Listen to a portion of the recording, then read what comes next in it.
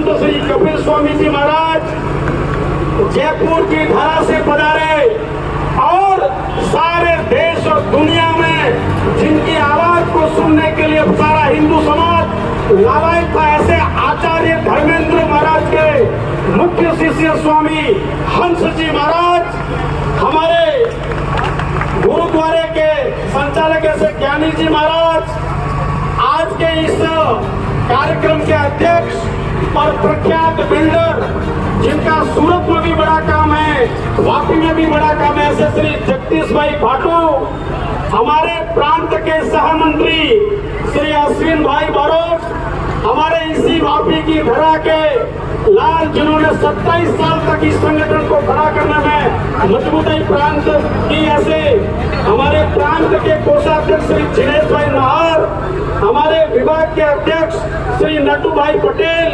हमारे विभाग के बजरंग दल संयोजक श्री हिरेन भाई शाह, हमारे विभाग के बजरंग दल के संयोजक हिरेन भाई शाह, विभाग संगठन मंत्री श्री धाकल भाई झांझर, हमारे इस जिला के जिला अध्यक्ष श्री पीयूष भाई शाह, इस जिला के जिला मंत्री श्री राकेश भाई राणा, इस जिला के बजरंग दल संयोजक श्री समीम भाई, हमारे इसी वापी के पूर्व डेप्यूटी मेयर ऐसे अभय भाई नाहर, और इस कार्यक्रम में उपस्थित हमारे जिला की समिति, हमारे सिलवासा की प्रखंड समिति, दमन की समिति, उमरगांव भिलाड़ की समिति, वलसाड़ की समिति, धर्मपुर की समिति, कपराड़ा की समिति के सभी कार्यकर्ता बंधुओं और बजरंगी भाइयों, एक बार बैठ जाइए, फिर बाद में त्रिशूल देना। ओ भैया एक बार बैठ जाइए, केवल 10 मिनट का भाषण रहेगा। हमारे हनुमान चालीसा में कहा गया है, जो 7 बार पाठ करे कोई, लेकिन हमने कहा चादर भादर निकट नहीं आवे, बजरंग दल सब लख बजावे। वापस सुनना, चादर भादर निकट नहीं आवे, बजरंग दल सब लख बजावे। इसलिए वापी की धरा पर जब हमारा बजरंगी कार्यकर्ता चल रहा था, तो उस महमूद और अब्दुल के कानों में बजरंगियों के जय श्री राम के नारे गूंज रहे थे कि अब वापी हिंदू राष्ट्र की ओर बनने के लिए तैयार हो गया है। जय श्री राम। 1984 में भगवान राम मंदिर, भगवान श्री राम के मंदिर के लिए एक यात्रा निकली थी लखनऊ से अयोध्या की ओर, और बजरंग दल की स्थापना उस यात्रा में हुई थी। जब लखनऊ से अयोध्या की ओर यात्रा जा रही थी, तब वहां की सरकार को कहा, हमारी इस रथ को सुरक्षा दीजिए। हिंदू विरोधी सरकार थी, बोले हम किसी यात्रा को सुरक्षा नहीं देंगे। उसी समय बजरंग दल के 10, 15, 20 युवाओं को हनुमान जी के नाम से एकत्र किया, और उसी यात्रा में बजरंग दल का स्थापना हो गया। आज हिंदुस्तान के 1 लाख स्थान पर बजरंग दल का कार्य है। इस बजरंग दल के माध्यम से हमारी 33 कोटि देवी देवताओं में वास मानने वाले ऐसी गाय माता के लिए बजरंग दल ने अपने स्थापना काल से अभी तक 65 लाख गायों की रक्षा बजरंग दल ने की है। इन लव जहाज में हमारी हिंदू बहन बेटियों को ले जाने का एक बड़ा षड्यंत्र पिछले कई वर्षों से चल रहा है। मित्रों, आपको सुनकर बड़ा आनंद होगा, 35,000 हिंदू लड़की जो मुसलमान ले गए थे, बजरंग दल के कार्यकर्ता उनके घर में घुसकर वापस अपने धर्म में आने का काम बजरंग दल ने किया है। जब हम 1990 में कार सेवा का ऐलान कर चुके थे और सारे हिंदुस्तान में आह्वान किया कि हम अयोध्या में भगवान राम के मंदिर पर वहां कार सेवा करेंगे, तब दिल्ली के मुसलमानों ने कहा हम भी बाबरी मस्जिद में जाकर जुम्मे की नमाज अदा करेंगे। बजरंग दल केवल 6 साल का था। दिल्ली का बजरंग दल इकट्ठा हुआ, एक प्रेस कॉन्फ्रेंस की और क्या बजरंग दल ने कहा कि दिल्ली का मुसलमान अगर यमुना पार करके गया तो वापस जिंदा दिल्ली में नहीं आ पाएगा। मित्रों, दूसरे दिन मुसलमानों ने कहा हम नमाज अदा करने के लिए कल फोन किया था तो मम्मी के लिए पेट में लग रहा था सूजन जैसा। ये देश राम और कृष्ण भगवान की जैसी चलने वाली सरकार की ओर ये देश बढ़ रहा है। 22 जनवरी को हिंदुस्तान में भारत के 6 लाख गांवों में भगवान राम के प्राण प्रतिष्ठा का कार्यक्रम चल रहा था और दुनिया के 110 देशों में लाइव प्रसारण अयोध्या की प्राण प्रतिष्ठा दुनिया में देखने वाला हिंदू देख रहा था। 22 जनवरी को संपूर्ण ब्रह्मांड में राम राम जय श्री राम था। ये देश बदल गया है, ये देश मोदी और योगी का देश बन गया है। कभी नारे लगते थे कि एक अफजल को मारोगे तो घर घर से अफजल निकलेंगे। अरे हमारे केवल मोदी और योगी तो ही घर से निकले हैं, तब तुम्हारी ये हालत है। हमारे हर घर से निकल गए तो मियाँ कहाँ जाओगे?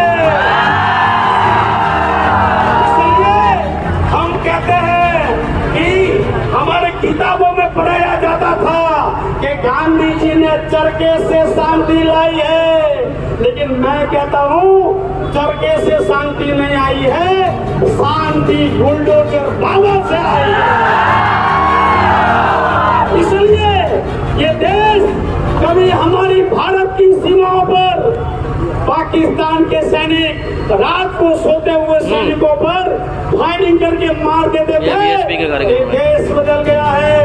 अगर आप ऐसी गलती करोगे तो रातों रात पाकिस्तान में घुसकर सर्जिकल स्ट्राइक करना भी ये जानता है, देश करना सीख गया है, बदला लेना सीख गया है। मित्रों, हम सभी हिंदू राष्ट्र की बात करते हैं। अभी स्वामी जी ने बताया कि हमको हिंदू राष्ट्र चाहिए। हमने हमारा हिंदुस्तान का एक अनपढ़ पुजारी भी गांव में मंदिर में आरती होने के बाद नारा लगाता है, धर्म की जय हो, अधर्म का नाश हो, प्राणियों में सदा और विश्व का कल्याण हो। विश्व के कल्याण की बात अगर कोई करता है तो वो हिंदू करता है। कोई मुसलमान मस्जिद की दीवार पर चढ़कर विश्व के कल्याण की बात नहीं करता। कोई ईसाई उनके चर्च पर खड़े रहकर विश्व के कल्याण की बात नहीं करता। कल्याण की बात हमारे कपिल स्वामी जी महाराज और हंसदेव जी महाराज करते हैं। दूसरा कोई विश्व के कल्याण की बात नहीं करता। इसलिए ये सनातन संस्कृति को, इस राष्ट्र को, इस देश के लिए, इस धर्म के लिए हमारे पुरखे कभी राजस्थान की अरावली की पर्वतमालाओं में से महाराणा प्रताप बनकर लड़े हैं, तो कभी महाराष्ट्र की सह्याद्रियों की पर्वतमालाओं से छत्रपति शिवाजी बनकर लड़े हैं। कभी पंजाब के मैदानों से गुरु गोविंद सिंह, गुरु नानक देव, राजा रणजीत सिंह बनकर लड़े हैं, तो कभी मध्य प्रदेश की धरती जय छत्रसाल और चंद्रराय बनकर लड़े हैं। कभी बंगाल की धरती से सुभाष चंद्र बोस बनकर लड़े हैं, तो कभी आसाम की धरती से लाचित बरफुकन बनकर लड़े हैं, तो कभी गुजरात की धरती से सरदार पटेल बनकर इस राष्ट्र की रक्षा के लिए लड़े हैं। आज ये बजरंग दल का कार्यक्रम केवल वापी में नहीं है, संपूर्ण देश में बजरंग दल ने कहा हम सूर्य संचलन करेंगे, हिंदू युवाओं को जोड़ेंगे। जोड़कर क्या करना है? इस राष्ट्र को मजबूत करना है। तो राष्ट्र को मजबूत के लिए इस यात्रा में क्या करना? तो हमको हिंदू युवा जो इस राष्ट्र के लिए काम कर सके, ऐसे तन से मजबूत, मन से मजबूत वाले युवाओं को जोड़कर इस राष्ट्र को आगे बढ़ाने के लिए ऐसे युवाओं को बजरंग जंगल में भर्ती करेंगे। मित्रों, हमने बांग्लादेश की स्थिति अभी देखी है। जब हमने धर्म को छोड़ा तब तक ऐसी घटना हुई है। हिंदू रोटी, कपड़ा और मकान के लिए लड़ता है, लेकिन धर्म के लिए नहीं लड़ा, रोटी के लिए लड़ा। देख लो, कश्मीरी पंडित रोटी, कपड़ा और मकान जिनकी रक्षा करते थे, लेकिन आज उनकी हालत क्या है। बांग्लादेश के हिंदू रोटी, कपड़ा, मकान के लिए वहां जिए थे, धर्म के लिए नहीं जिए, उनकी हालत क्या है। इसलिए इस राष्ट्र में रोटी, कपड़ा, मकान है, लेकिन उससे भी पहले ये हिंदू धर्म की रक्षा करना है। आइए इस राष्ट्र के लिए, इस धर्म के लिए हम बजरंग दल में जुड़ेंगे। और मित्रों, बड़े गर्व से कहो, इस बार 850 लोग थे, अगली बार यात्रा निकालेंगे तो 2000 बजरंगी युवा वापी की सड़कों पर जय श्री राम के नारों के साथ चलेंगे। और कोई अब्दुल और महमूद वापी की हिंदू बहन बेटी को टच करके नहीं दिखा सकता। अभी ये देश बदल गया है। अभी उत्तर प्रदेश का वसीम रिजवी भी जितेंद्र नारायण त्यागी बन गया है। इसलिए मैं वडोदरा के कार्यक्रम में गया था, 2 टूपी बेटी थी, उनको कहा कि अगर इस देश में रहना है तो अहमद और महमूद, अमित भाई और मदन भाई बनकर रहना पड़ेगा। अगर इस देश में अफजल और कसाब बनने की ताकत की तो फांसी पर लटके दिए जाओगे। अफजल और कसाब बनने की हिम्मत इस देश में हम करने नहीं देंगे। आइए हम सभी अपने धर्म को मजबूत करेंगे, इस राष्ट्र को मजबूत करेंगे। हम इस देश में संघ विचार परिवार के द्वारा 5 परिवर्तन इस समाज जीवन में हो, सामाजिक समरसता युक्त जन जीवन हो।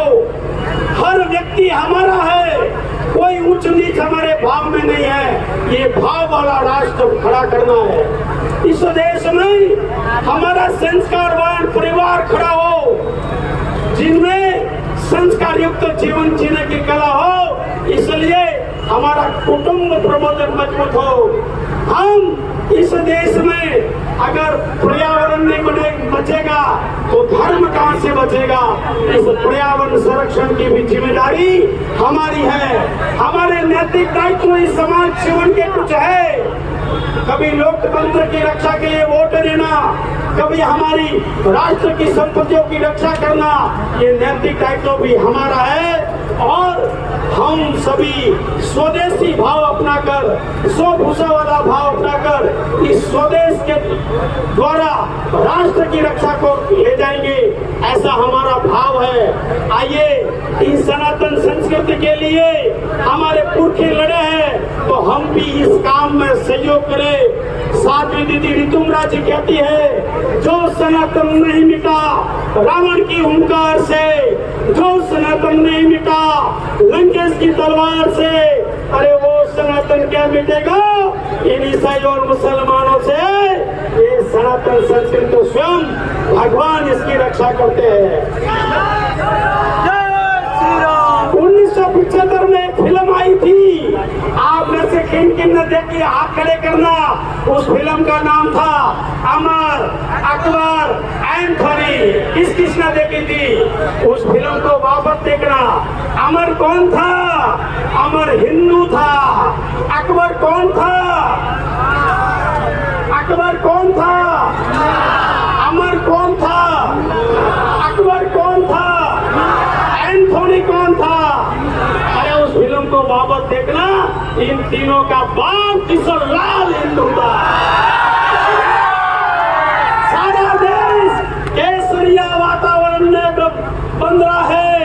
अभी महाराष्ट्र में केसरिया छा गया, गुजरात में तो बरसों तक केसरिया छाया हुआ है, राजस्थान छाया हुआ है, सारा हिंदुस्तान केसरिया बनने की तैयारी है। हमारा केसरिया दुपट्टे से स्वागत हुआ है। ये राष्ट्र केसरिया बनने की तैयारी है। केसरिया इस देश की आन बान और शान का प्रतीक है। जब राजा युद्ध के लिए जाता था केसरिया साफा पहनकर जाता था। केसरिया राजा का प्रतीक है। इसी वलसाड़ में फलों का राजा कौन है? फलों का राजा आम है। वलसाड़ का आम सारी दुनिया में एक्सपोर्ट होता है। लेकिन सुनना, कुदरत ने भी क्या करिश्मा किया है। उस आम को भी अगर राजा बनना पड़ता है तो हरे में से केसरिया बनना पड़ता है। जो आम हरे में से केसरिया नहीं बना, उस आम को हमारी माताएं बेचकर काट कर अचार डाल देती है। ये इस केसरिया जैसे हिंदू राष्ट्र को आगे बढ़ाते हुए हमने राम मंदिर बना दिया। इस देश की सरकार ने 370 की धारा हटाकर भारत को अखंड बनाने का काम शुरू हो गया है। आइए इस राष्ट्र की रक्षा के लिए आगे बढ़ते हैं। साध्वी दीदी नितुंडा जी कहती थी कि राम जी का राह है, राम जी का काम है। राम जी के काम में तो काहे का विश्राम है। जिंदा रहे जगत जीवन ललाम है। मर भी गए तो रहने को स्वर्ग धाम है। हमको तो काम बस राम जी के काम से। राम जी का मंदिर बना है धूम धाम से। जय श्री राम।